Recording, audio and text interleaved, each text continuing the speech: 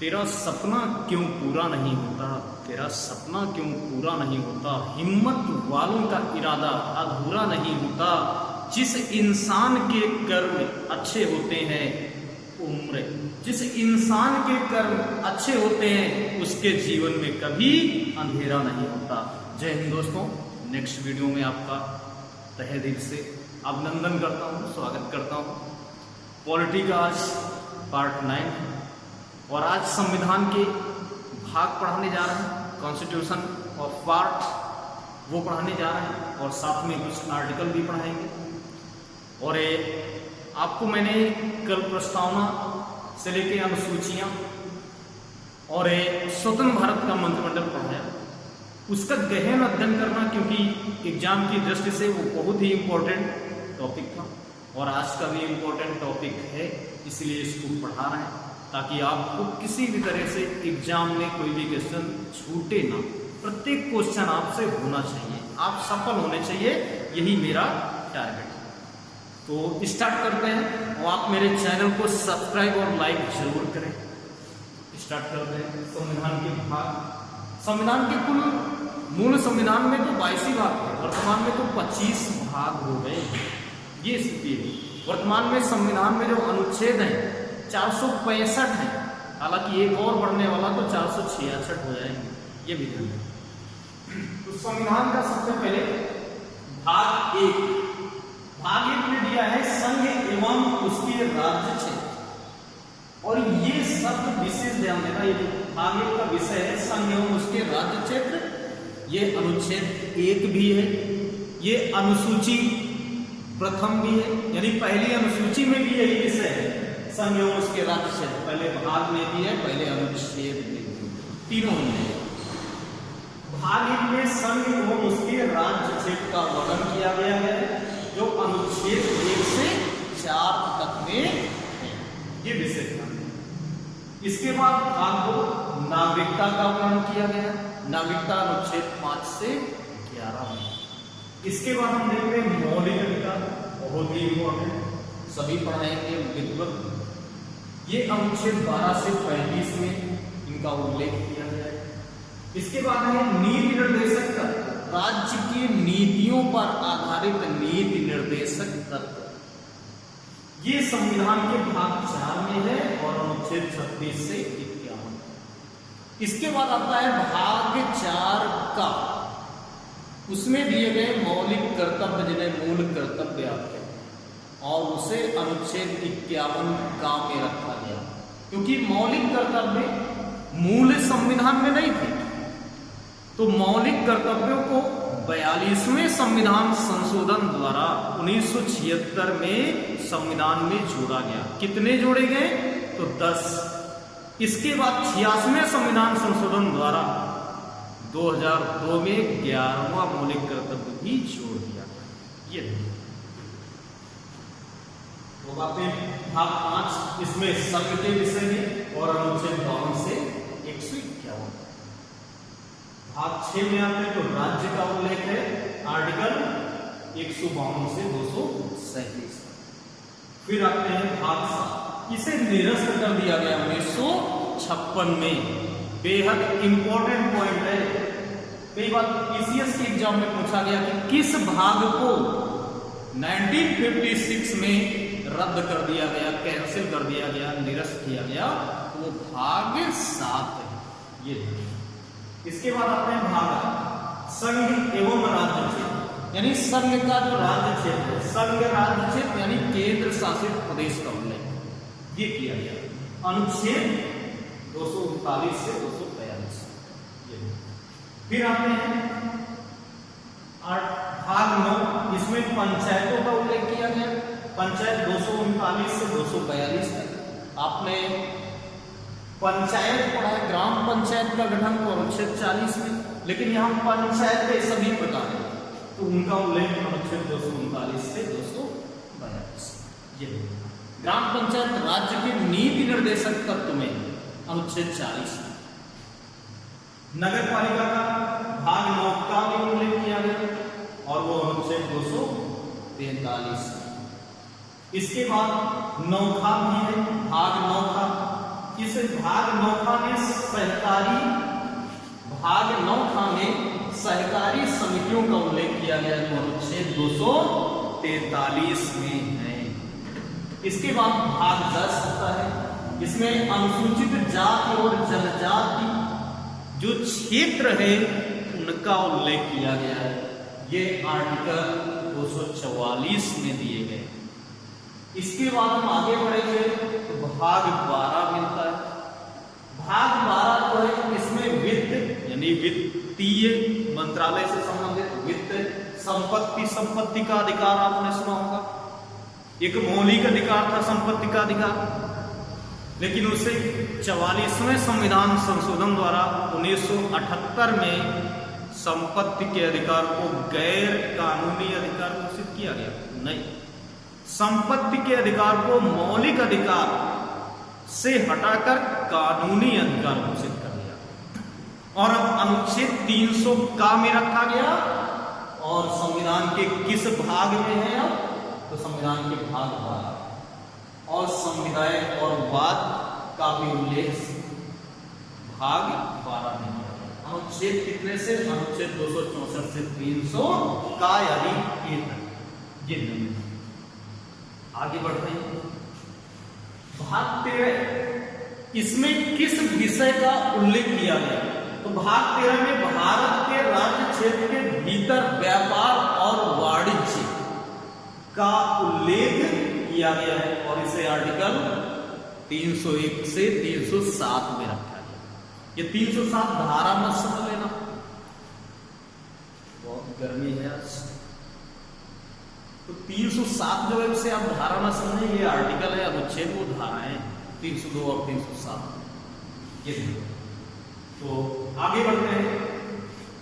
भाग 14 में संघ और राज्यों के अधीन जो सेवाएं आती है यानी केंद्र के अंतर्गत और राज्यों के अंतर्गत उन सेवाओं का उल्लेख किया गया है और आर्टिकल 308 से 323 में रखा गया। ये भाग 15 में 114 का भी है जिसमें अधिकरण का उल्लेख किया गया। ये भी ध्यान देना, 14 का में अधिकरण का उल्लेख किया गया। अब आते हैं भाग 15, इसमें निर्वाचन व्यवस्था यानी निर्वाचन आयोग जो हमारे यहाँ जो विभिन्न चुनाव चाहे केंद्र स्तर के और राज्य स्तर के, पंचायती राज स्तर, ये जो चुनाव एक निर्वाचन आयोग करता है, निर्वाचन मंडल, उसका उल्लेख 15 में किया गया और ये अनुच्छेद 324 से 329 तक। 16 में कुछ वर्गों के संबंध में विशेष उपबंध दिए गए। कुछ जो वर्ग हैं उनके लिए विशेष उपबंध दिए गए जो आर्टिकल 330 से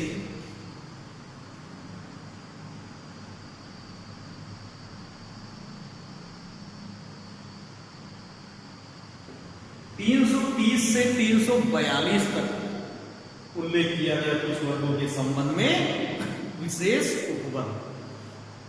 नेक्स्ट 17 में आते हैं राजभाषा। राजभाषा हिंदी है, आपको मालूम है 14 सितंबर 1949 को हिंदी को राजभाषा के रूप में अपनाया गया। तो राजभाषा का उल्लेख 343 से 351 आर्टिकल। आगे बढ़ते हैं 18 आपात उपबंध। आपातकाल आप जानते हैं, तो इस आपात उपबंध का जो उल्लेख है ये अनुच्छेद 352 से 360 तक। भारत में 3 तरह के आपात, राष्ट्रीय आपात 352, राज्यीय आपात यानी राष्ट्रपति शासन 356 और वित्तीय आपातकाल 360। तो 352 से लेकर 360। और ये आपातकाल लिया कहां से गया? तो आपातकाल लिया गया है जर्मनी के वाइमर संविधान से। ये ध्यान देना, कल मैंने संवैधानिक स्रोत भी पढ़ा दिया। तो जर्मनी के वाइमर संविधान से ये आपातकाल लिया गया जिसमें 352 अनुच्छेद और 356 लिए गए। 360 जो आर्टिकल है ये अमेरिका के संविधान से लिया गया। ये फिर आते हैं अनुच्छेद 19, इसमें प्रकीर्ण का उल्लेख, विभिन्न मुद्दों पर विचार करने का उल्लेख।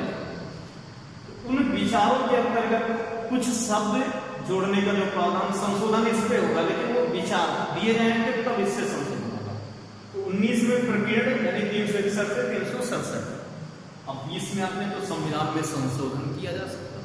अगर संविधान में कमियां हैं तो बिल्कुल संशोधन किया जा सकता है। उसे 368 ये दक्षिण अफ्रीका से रिलेशन रखता है, दक्षिण अफ्रीका से ये कानून लिया गया। अब आते हैं अनुच्छेद 21, बेहद इंपॉर्टेंट नहीं लेकिन जान लेते हैं। अस्थायी संक्रमणकालीन विशेष उपबंधों का उल्लेख है और इसे आर्टिकल 369 से 352 में रखा गया, सॉरी 392 में रखा गया। आर्टिकल 369 से 392। 22 में आते हैं, इसमें संक्षिप्त नाम और किसी चीज का प्रारंभ और हिंदी में प्राधिकृत हिंदी में दस्तावेज तैयार करना, पाठ और निरसन, इन सभी पॉइंटों का उल्लेख भाग 22 में है और आर्टिकल 393 से 395 तक। ये तो ये आपके 22 भाग हैं जो बहुत ही इंपॉर्टेंट हैं एग्जाम की दृष्टि से। अगर आप अच्छे से तैयारी कर रहे हैं तो इन भागों को बेहतर ढंग से पढ़ें, स्टडी करें। एक बार आप स्क्रीनशॉट पूरे कर ले लें तो हम आगे बढ़ें।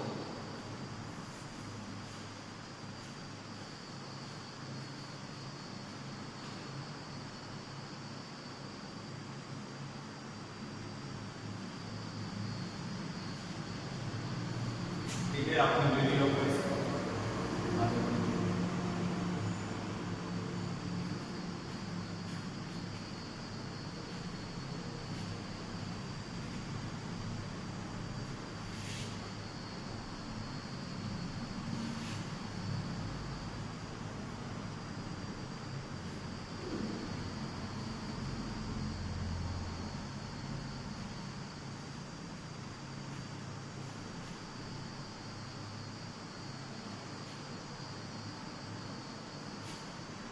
भाग 1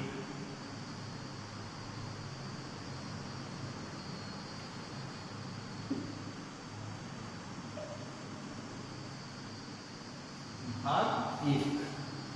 अब भाग 1 में क्या है? संघ एवं उसका राज्य क्षेत्र इसका होगा। तो भाग 1 जो है इसमें अनुच्छेद 1 से लेकर 4, आर्टिकल 1 से 4। तो सबसे पहले अनुच्छेद 1।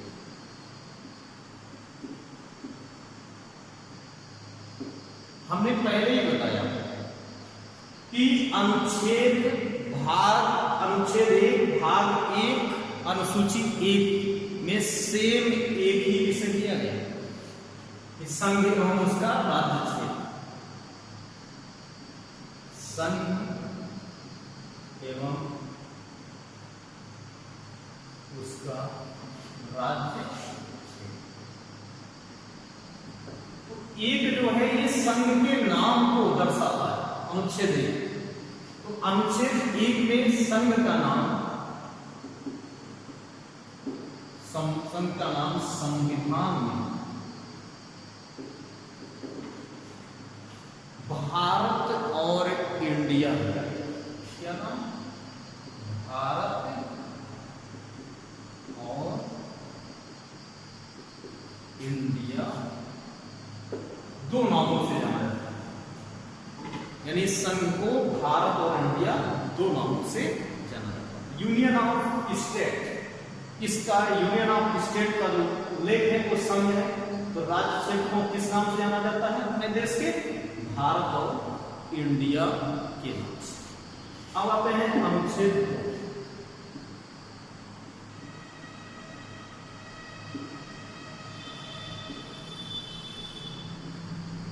आर्टिकल 2 में क्या दिया? तो आर्टिकल 2 में नए राज्यों का प्रवेश दिया गया। यानी भारत में जो नए राज्यों का प्रवेश, कौन से? बाहरी नए राज्यों का प्रवेश, जिसमें हम इस समय तो जम्मू कश्मीर पूरी तरह मिला लिया गया, लेकिन इससे पहले अगर जम्मू कश्मीर भारत में प्रवेश कर रहा था तो वो नए राज्यों का प्रवेश भारत में शामिल हो गए। अगर बलूचिस्तान भारत में शामिल हो जाए तो हम किस आर्टिकल के तहत उसे शामिल करेंगे? तो अनुच्छेद 2 के तहत। इसलिए नए राज्यों का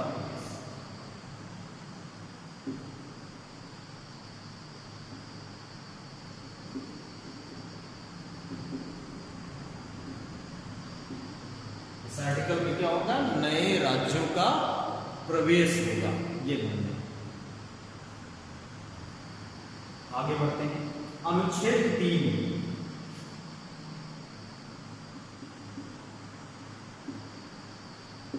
अनुच्छेद 3 में क्या है? तो अनुच्छेद 3 में राज्यों का निर्माण, उसकी सीमाओं का निर्धारण तथा राज्यों के नाम में परिवर्तन करने का अधिकार दिया गया। यानी नए राज्यों की सीमाओं और उसके नाम और उसकी सीमाओं में परिवर्तन का अधिकार संसद के पास है। ये किस आर्टिकल में दिया गया? अनुच्छेद 3। तो अनुच्छेद 3 में नए राज्यों का गठन और सीमाओं का निर्धारण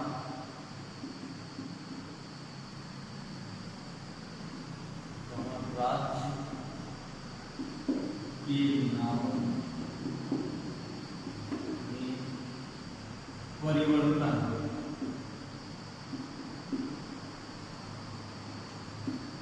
करने का अधिकार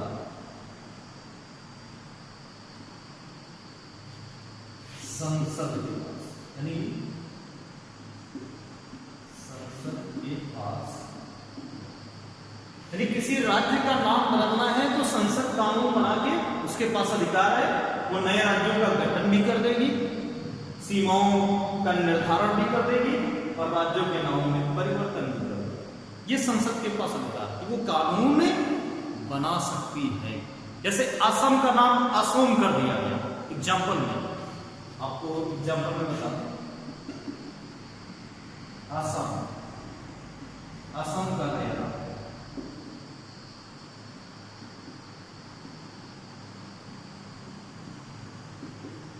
क्या हो गया? असम। वैसे उड़ीसा का नया नाम ओडिशा।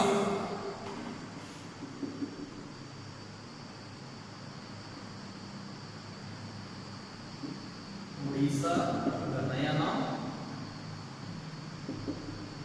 ओडिशा। ये हो गया, ओडिशा हो गया। उड़ीसा का नया नाम क्या हो गया? ओडिशा हो गया। तो ये अधिकार किसके पास? संसद के पास। उसने कानून बनाया, कर दिया। ये नेक्स्ट अनुच्छेद 4,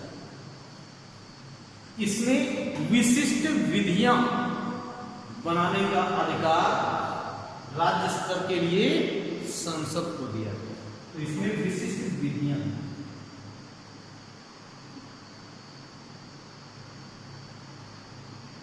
विशिष्ट विधियों का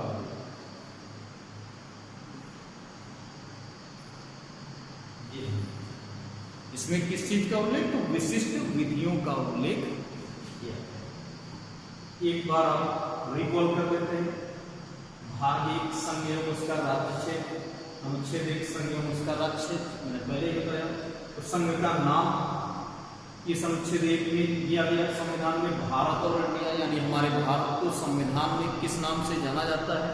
भारत और इंडिया, 2 ही नामों का उल्लेख है संविधान में। ऐसे तो हम लोग आर्यावर्त हिंदुस्तान कई नामों से जानते हैं, लेकिन 2 नामों का उल्लेख है, भारत और इंडिया। अनुच्छेद 2, नए राज्यों का प्रवेश। किसी भी बाहरी जो राज्य हमारे देश में शामिल हो सकते हैं, जैसे बलूचिस्तान होगा, चाहे पीओके हो गया, ये सब प्रवेश कर सकते हैं, ये अनुमति दी जा सकती है। अनुच्छेद 3, इसमें नए राज्यों के गठन का प्रावधान। सीमाओं के निर्धारण का प्रावधान, राज्यों के नामों में परिवर्तन करने का अधिकार किसको? संसद। ये अनुच्छेद 3 में दिया गया। जैसे असम का नया नाम असम, उड़ीसा का नया नाम उड़ीसा। ये और अनुच्छेद 4 विशिष्ट विधियों का उल्लेख करता है जो संसद के द्वारा कानून बना के विशिष्ट विधियां लागू की जा सकती। तो इसका आप स्क्रीनशॉट ले लें, इसका ढंग से।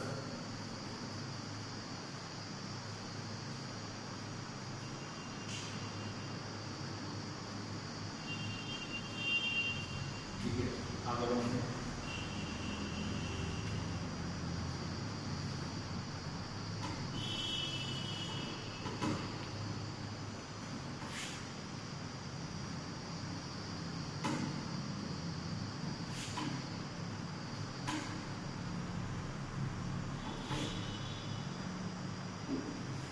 संविधान का भाग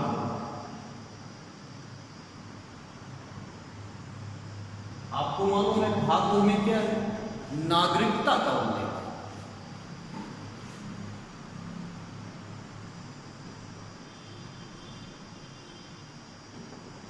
किसका उल्लेख है? तो नागरिकता का उल्लेख है। और ये अनुच्छेद 5 से 11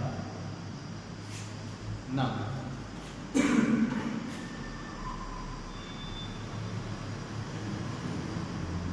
अनुच्छेद 5 इसमें क्या दिया?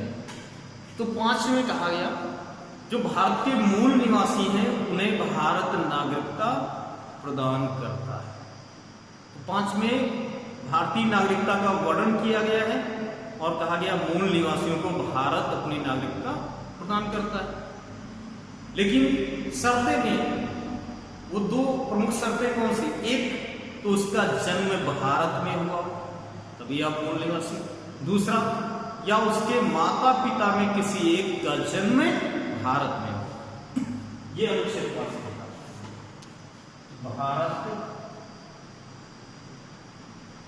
के मूल निवासी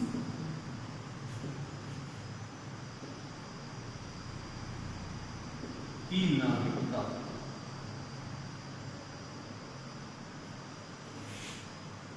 का उल्लेख। अगर शर्तें तो नंबर शर्तें में देख लेते हैं। व्यक्ति का जन्म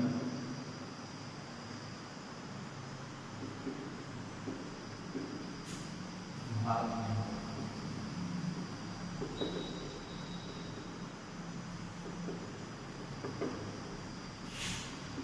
सेकेंड माता या पिता दोनों में किसी का भी जन्म भारत में हुआ। यानी माता या पिता दोनों में से किसी एक का जन्म भारत में हुआ तो कोई दिक्कत नहीं।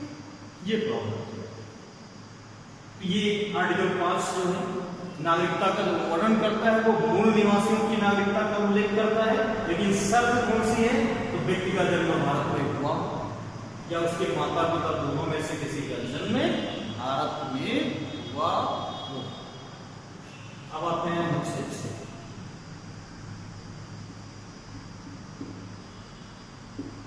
अनुच्छेद 6 क्या कहता है? अनुच्छेद 6 कहता है पाकिस्तान से भारत आने वाले व्यक्तियों की नागरिकता का उल्लेख। लेकिन 1948 से पहले और जो जिसमें लगाया गया 18 जुलाई 1948 से पहले जो पाकिस्तान से भारत आए हुए व्यक्तियों के नागरिकता का वर्णन प्लस वो भारत में 6 माह से अधिक समय तक रुके हों या रहे उनकी नागरिकता का वर्णन आर्टिकल 6 करता है। आजकल तो 5 से 6 वर्ष तक रहना होगा। ये स्थितियां ये प्रावधान किए गए। तो इसमें कहा गया कि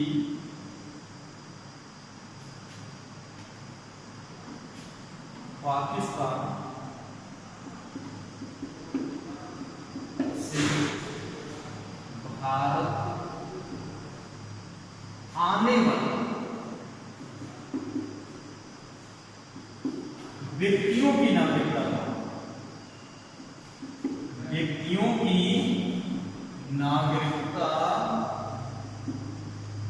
का वर्णन किया।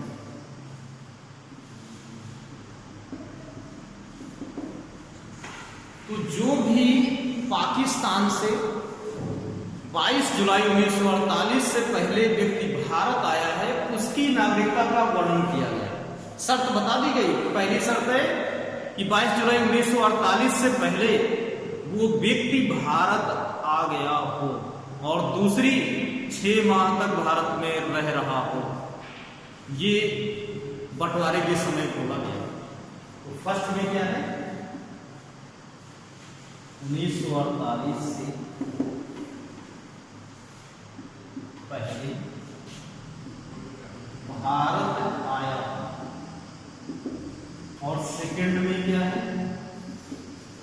6 माह तक भारत में रह रहा। ये प्रॉब्लम 6 माह तक कम से कम आप भारत में रह रहे हैं तो बेटर। इसका भी स्क्रीनशॉट ले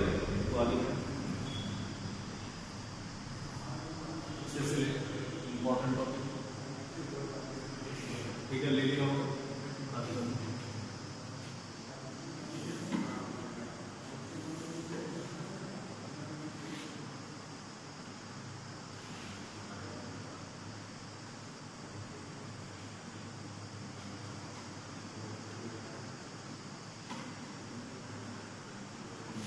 अब आता है अनुच्छेद 7।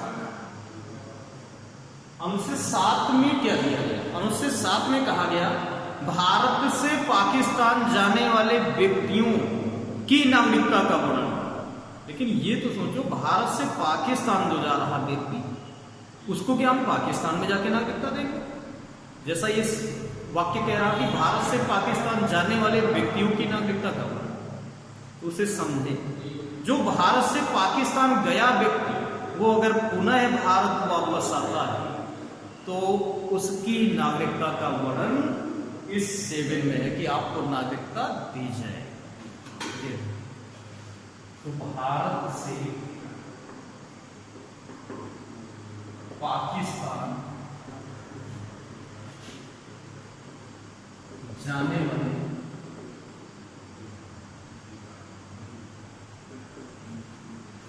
व्यक्तियों की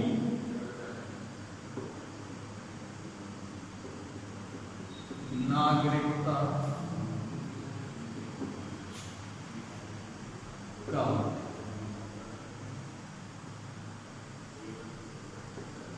लेकिन जब व्यक्ति पाकिस्तान से वापस भारत आए, अगर व्यक्ति पाकिस्तान से वापस भारत आता है तो भारत से पाकिस्तान जाने वाले व्यक्तियों की नागरिकता का वर्णन किया गया, तो नागरिकता दी जाएगी। ये प्रॉब्लम है। अब आते हैं अनुच्छेद 8। इसमें कहा गया,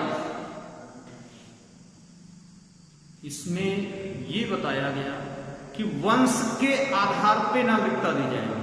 अगर आपके परिवार का कोई भी व्यक्ति भारत में रह रहा हो और आप विदेश किसी कार्यवश या नौकरी करने जाते हैं तो आपकी नागरिकता का वर्णन दिया है कि आपको नागरिकता बनी रहेगी, दी जाएगी। तो इसमें व्यक्ति को वंश के अनुसार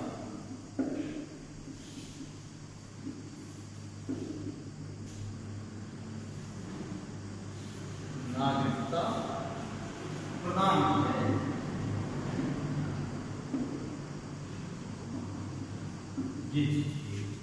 अब आते हैं अनुच्छेद 8। अनुच्छेद 8 हो गया 9 में कहा कि यदि कोई भी व्यक्ति किसी अन्य राष्ट्र की नागरिकता प्राप्त करता है तो भारत में उसकी नागरिकता समाप्त कर दी जाए, यानी स्वेच्छा से भारत की छोड़नी होगी, नहीं तो समाप्त। तो 9 में किसी दूसरे देश की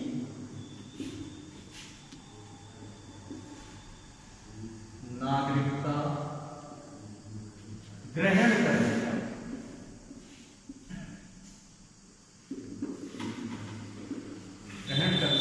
भारत की नागरिकता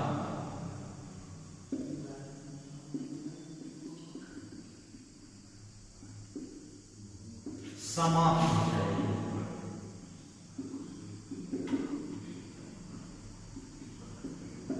ये प्रॉब्लम है।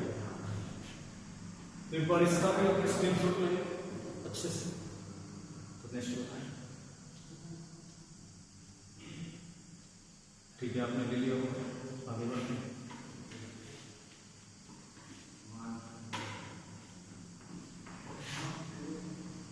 तो अब है आर्टिकल 10 और फिर 11। 10 में क्या बताया? तो अनुच्छेद 10 में कहा गया कि भारतीय नागरिकता पर संसद के द्वारा कानून बनाया जा सकता है। संसद जो है अनुच्छेद 10 के तहत नागरिकता पर कानून बना सकती है। 10 के द्वारा संसद नागरिकता पर कानून बनाने का अधिकार रखती है। ये कहा अनुच्छेद 11, इसमें कहा गया कि विशेष परिस्थितियों में आपकी नागरिकता समाप्त की जा सकती है। आप देशद्रोह की स्थिति में या देश के खिलाफ कार्य करने की स्थिति में आपकी नागरिकता समाप्त की जा सकती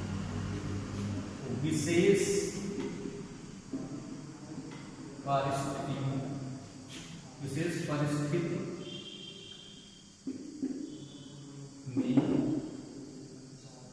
व्यक्ति की नागरिकता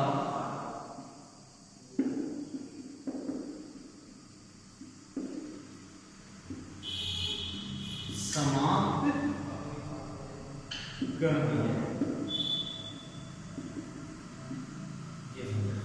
और जो व्यक्ति को नागरिकता है कई आधार पर दी जाने का भी प्रावधान 11 में, यानी आपको जन्म के आधार पर नागरिकता मिल सकती है, देशीकरण के आधार पर, आपको पंजीकरण के आधार पर नागरिकता मिल जाएगी, आपको वंश के अनुसार भी नागरिकता भारत में दी जाएगी। ये भी इसी में प्रावधान है।